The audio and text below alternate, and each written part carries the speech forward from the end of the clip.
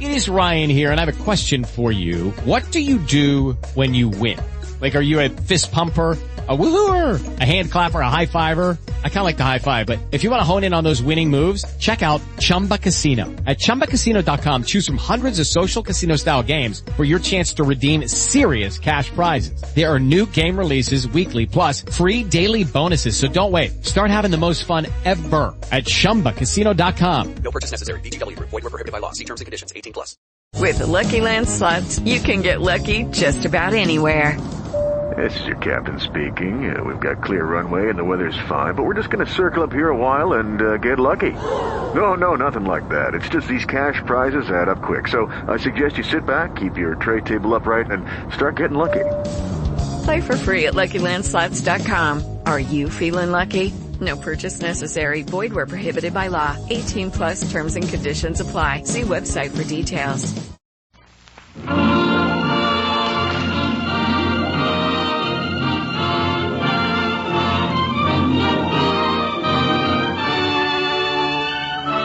The National Broadcasting Company presents transcribed The Magnificent Montague, starring Monty Woolley.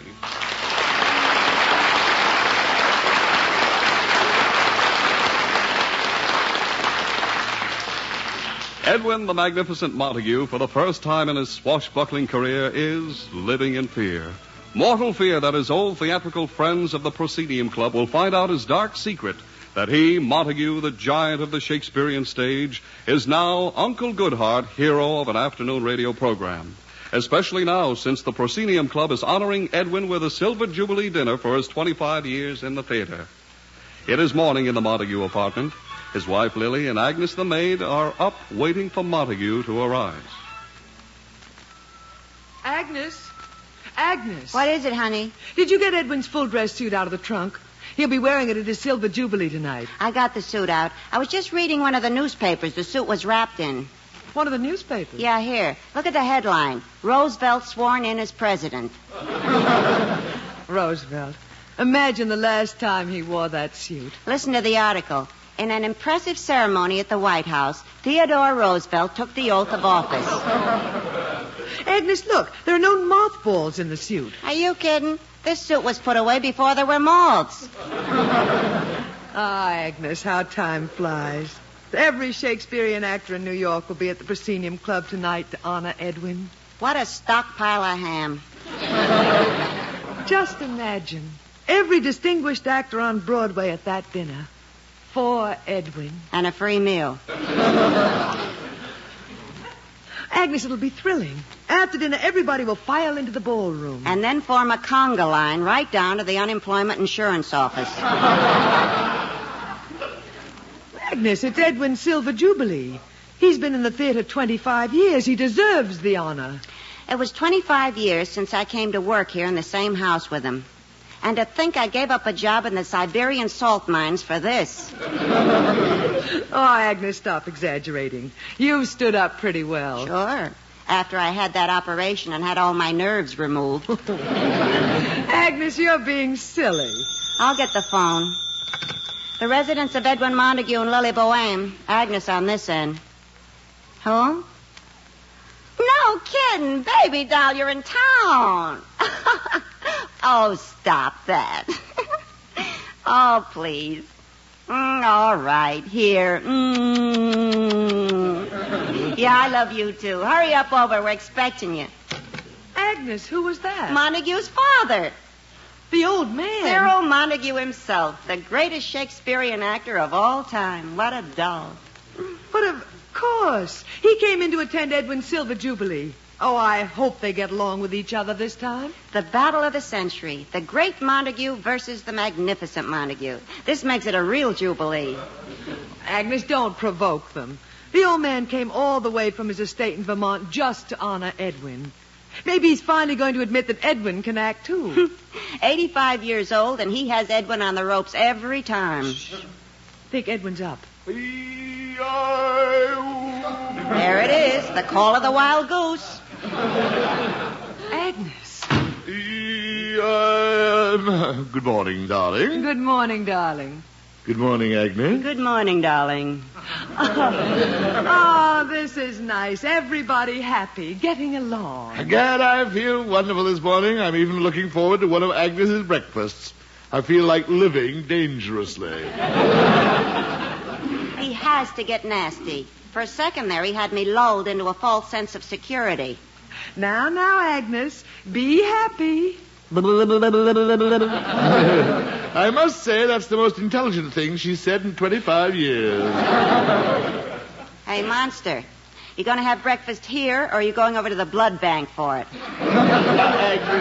Agnes, your beautiful voice, it continues to baffle me. I don't know whether to answer you or throw you a fish. Oh, you're so good to me.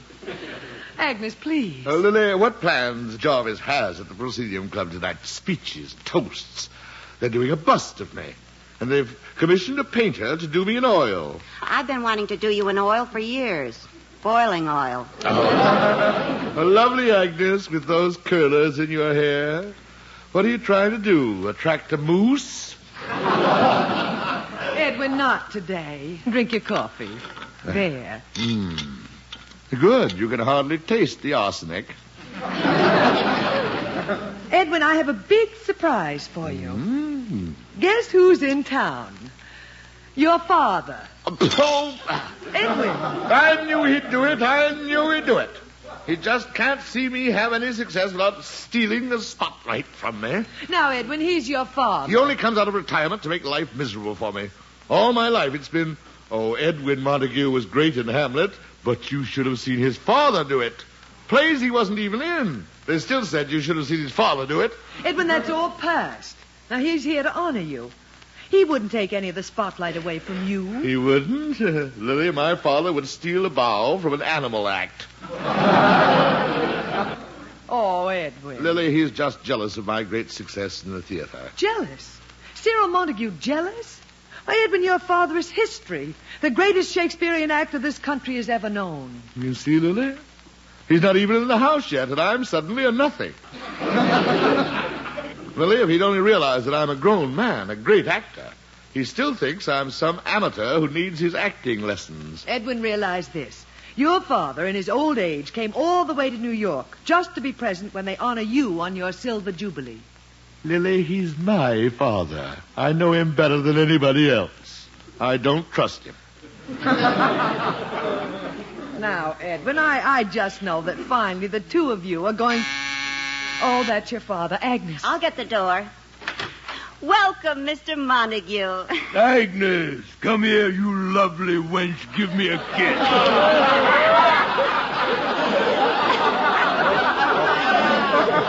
Let me go. Ow! He pinched me. Lily! Gad, you get more luscious each year. Hello, Dad. Kiss me, you little devil. Dad. Ooh. Watch yourself, honey. He's a pincher.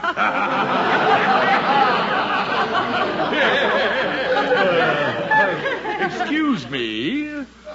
May I interrupt this orgy long enough to say hello to my father? Hello, Sonny. Ah, Father, to think you came all the way to New York just to share... You came all the way to New York. Still talking like you've got marbles in your mouth, aren't you? Oh, Dad, don't start again. I spent my whole life trying to teach you how to speak correctly and what comes out. You think you came all the way? Oh, Dad, please. And stop whining. I told you 10,000 times if you want to be an actor, speak out. Project. Through the mouth, Sonny, not the nose. Dad, please, I've spent my whole life hearing that. And you didn't learn a thing. From the abdomen. E-I-O. Not. You think you came all the way to the lovely door. Dad, sit down and have some breakfast with us. Yes, Dad, have breakfast. As Macbeth said, give to what... Pay attention, Sonny. Give to us our meat. Sleep to our nights, free from our feasts and banquets, bloody knives. Beautiful, Dad. Wasn't it, Edwin? Yeah. Agnes, you must be finished mutilating the breakfast by now. Bring it in. Here are the eggs, toast, sausages. Dig in, folks. Oh, here, let me help you, Dad. Thank you, Lily. So, they're giving you a silver jubilee, eh, Sonny? Well, Dad, after all, it's been... Stop talking with your mouth full of food, Sonny. Worst-mannered boy in the world. The money I wasted sending him to school. All right, Father, all right. Look at him. Wipe the egg off your face. Straighten your tie. Appearance, son, appearance. Look, Dad, You can't be an actor and be sloppy. Appearance is everything. How many times have I told you, if you walk into a producer's office looking like a pig, you'll never get a job? Edwin. Father, please try and understand this for the last time. I am not a young actor looking for a job. I've spent 25 years on the stage as a big star. So please stop talking to me as though I were about to play my first role in a high school play. This is the curse of being in the theater, Lily. You never have time to bring your children up right. Well, after all, Dad, Edwin was one of the biggest stars in the theater. Thank you, Lily. I was beginning to think you had forgotten, too. Big star. Huh. In my day, you couldn't carry the spear for us stars. We were giants in our days. E.H. Southern, Edwin Booth, your godfather, Sonny. David Warfield, and me, Cyril Montague. Now, look, Dad, you weren't the only great actor. Please, Edwin, I didn't come here to argue. You know I'm proud of you. Well, coming from you, thanks. I never denied it. Sonny, you've gone about as far as a man could go without talent.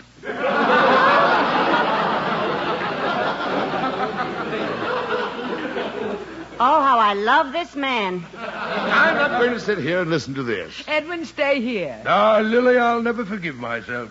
I should have sent him to dental school. Dental school? It's this tooth that hurts, Doc. Father, I'm not a baby. I'm a grown man. I'm 43 years old. 43? Why, Edwin... Quiet, Lily. Every year you push him up, I go with him. What a family. Oh, now let's talk. We've got so many things to talk about. Jarvis, the president of the Proscenium Club, is coming up here to discuss final plans for Edwin's jubilee. Jarvis, that little scamp. Why, he was one of my pages when I did King Richard III. Now there's a boy that made a name for himself in the theater. Jarvis. Dad, Jarvis always played second leads to me. I was the star. I know, Sonny. It was my name that did it for you. Lily, what am I to do? Now, Dad, stop badgering Edwin. I'll get the door. It's Jarvis. Agnes, is he here? Here I am, Jarvis, old friend. I meant your father, Mr. Cyril. Has he arrived yet? How did you know? Jarvis, my lad. Oh, it's the master. Jarvis, stop slobbering and get off your knees. Rise, Jarvis. I still remember, Mr. Richard. I still remember Edwin and I with you in Hamlet. Scene 2. Let's do it. And now, Laertes, what's the news with you? You told us of some suit. What is it, Laertes? My dread lord, your leave and favor to return to France to show my duty in your coronation. Have you your father's leave? What says Polonius? He hath the Lord wrung from me my soul. Old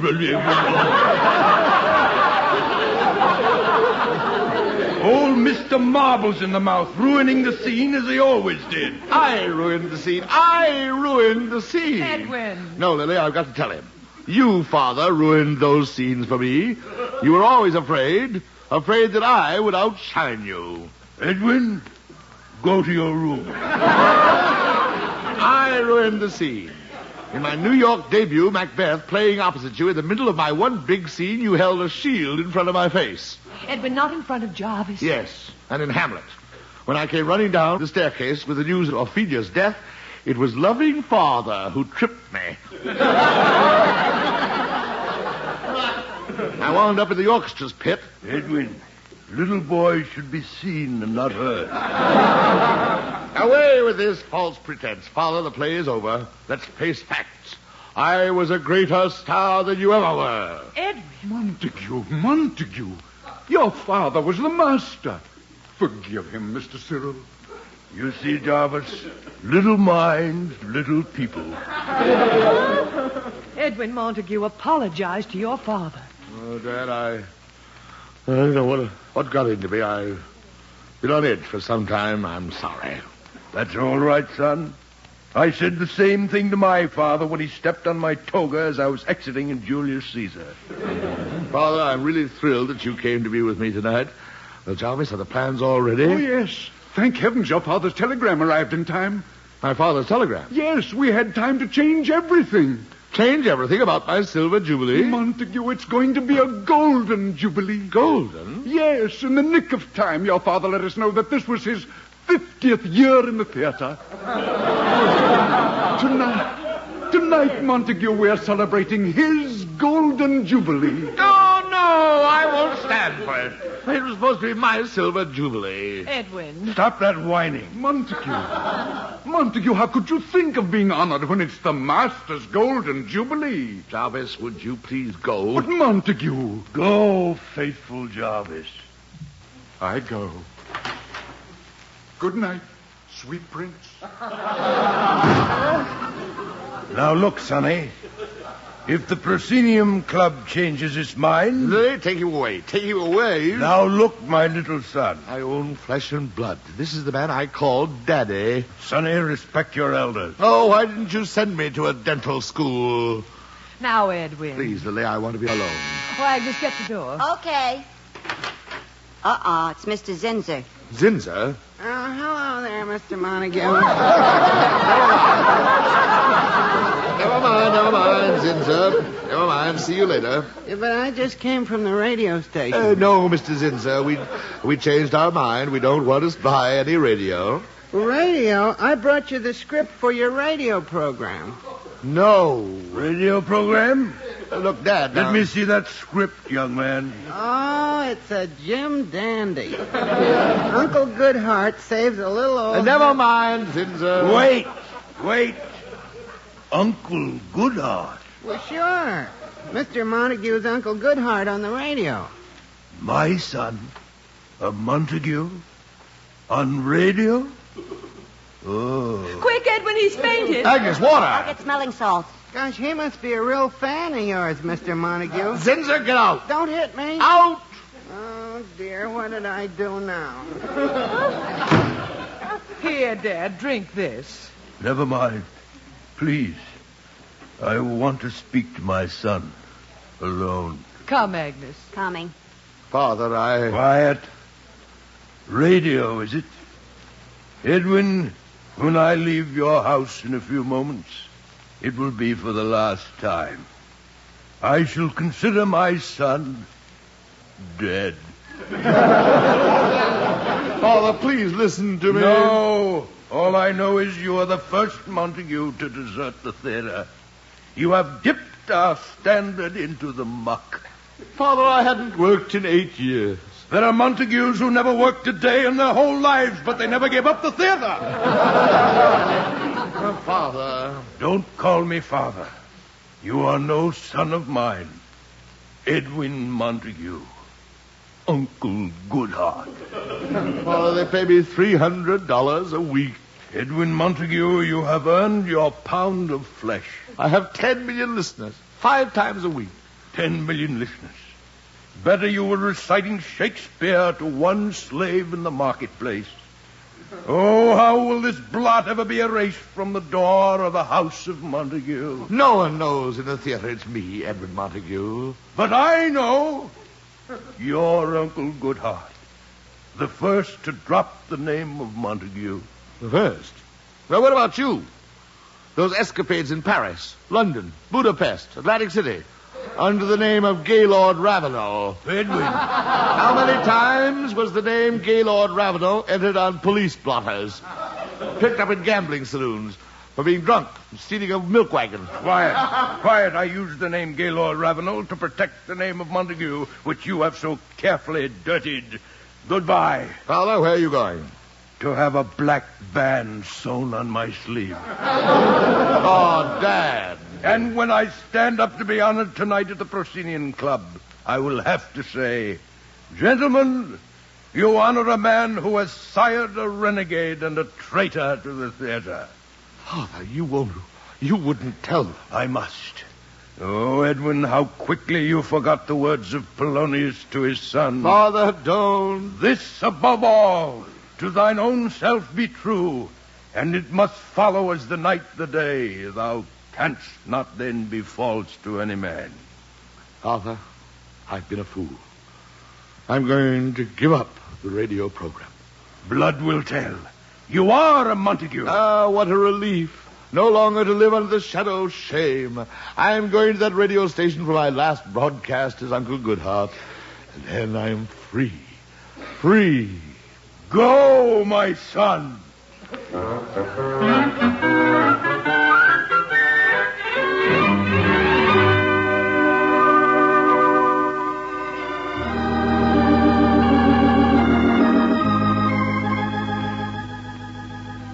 And so, dear listeners, we leave Melissa looking at Ronald as the prison gates close behind him, not to reopen for 55 years.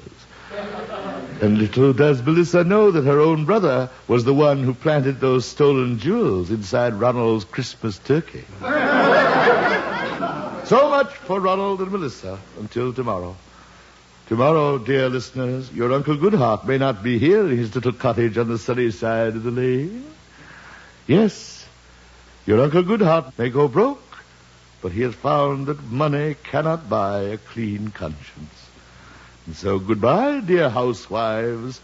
No matter who is your Uncle Goodhart tomorrow, remember, always keep your eye high into the sun and light.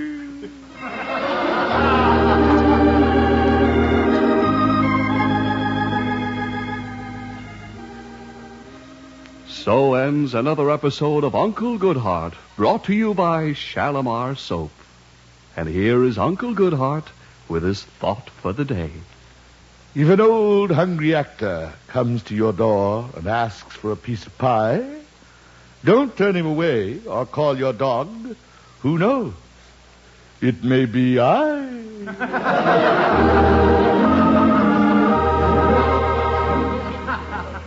Okay, Mr. Montague, you're off the air. For the last time. God, I can breathe again. Mr. Montague, what was that you said at the end of the program, that you weren't coming back on the air? You shouldn't scare people like that. Gentlemen, I'm through. I'm quitting. Quitting? Did you say quitting? Zinzer, did he say quitting? I heard him say quitting. Did you say quitting, Mr. Montague? Yes, I said quitting. Through. Finished. Is it something Zinzer did? Zinzer, did you do something? Did I do something? I didn't do anything. Quiet! Mr. Montague, what will Shalimar Soap do without you? They will continue to pass off that latherless mess on the unsuspecting public. But, Mr. Montague, think of your listeners. What will happen to them without Uncle Goodhart to guide them? Let them go en masse to just plain Bill. Mr. Montague. Oh, no. Mr. Montague, we were going to surprise you. The sponsor wanted me to give you this new contract. He'd double your salary. $600 a week. 600? Death, where is thy sting? Well, Mr. Montague? The name of Montague. $600 a week. Please, you gotta stay, Mr. Montague. Think of the sponsor. Think of your listeners. Think of Ronald and Melissa. Gentlemen, I am only thinking of one thing. $600 a week.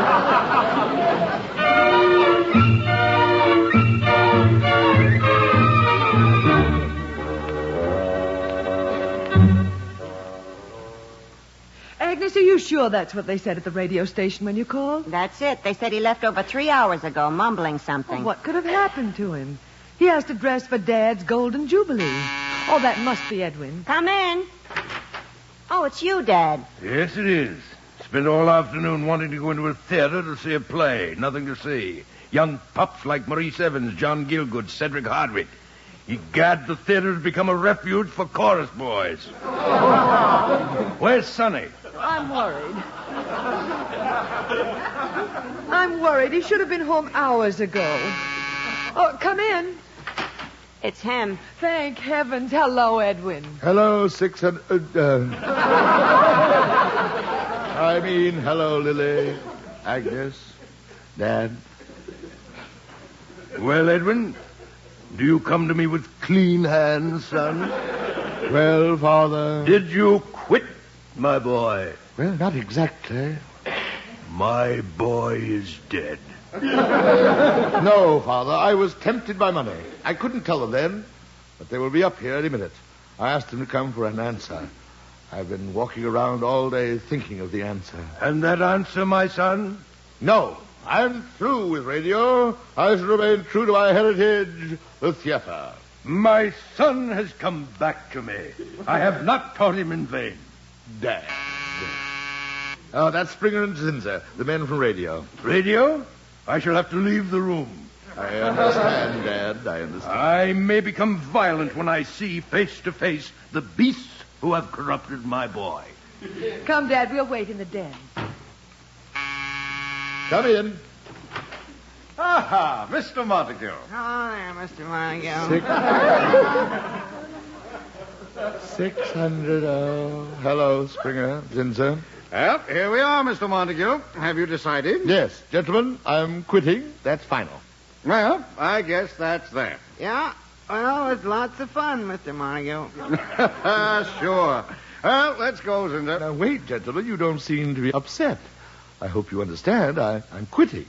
I'm not going to be Uncle Goodhart. You're stuck with no Uncle Goodhart. Mr. Montague, the greatest stroke of luck hit us. We have a new Uncle Goodhart. Yeah? Just the right voice, the right age, perfect. Yeah? And, confidentially, we've already signed him to a contract. He's working for only $400 a week. Yes, and who is this new paragon of radio? What was his name again, Zinzer? Gaylord Ravenel. Oh! I can still hear his words. This above all to thine own self betroth. Father? Father? Well, my son, have you recovered your honor? Have you removed the blemish from our name? Yes, Father dear. Good boy. And now let us dress for my golden jubilee. You're presenting me, you know. Yes, Father. I can hardly wait for that breathtaking moment.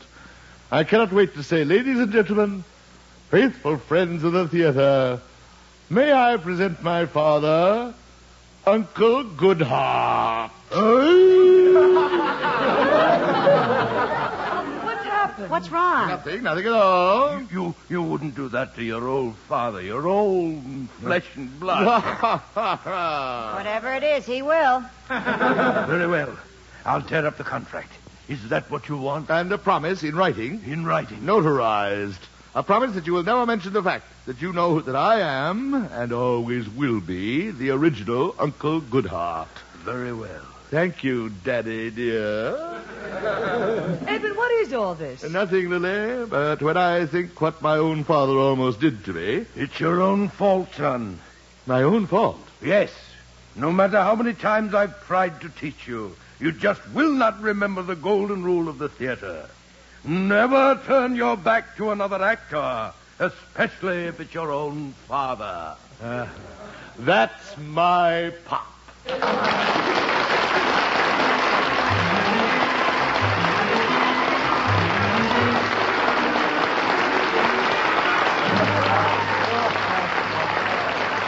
Join us again next Friday, same time, same station, for another transcribed visit with the Magnificent Montague, starring Monty Woolley. Created and directed by Nat Hiken, written by Nat Hiken and Billy Friedberg. Anne Seymour was Lily Boehm, Pert Kelton was Agnes. Included in tonight's cast were Johnny Gibson, Art Carney, John Griggs, and Gavin Gordon. Jack Ward at the organ. 3 chimes mean good times on NBC. Just listen to the gala lineup this Sunday and every Sunday on NBC. Tallulah Bankhead brings you the 90-minute Big Show. Phil Harris and Alice Faye bring you 30 minutes of comedy and melody. Hedda Hopper presents the inside stories of show business. Theater Guild on the Air brings you a one-hour drama. Joel McRae stars in Tales of the Texas Rangers.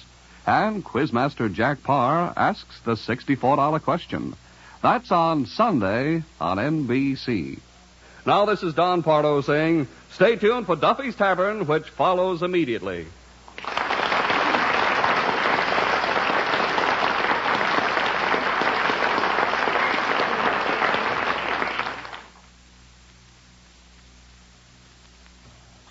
Now spend a pleasant interval at Duffy's Tavern, next on NBC.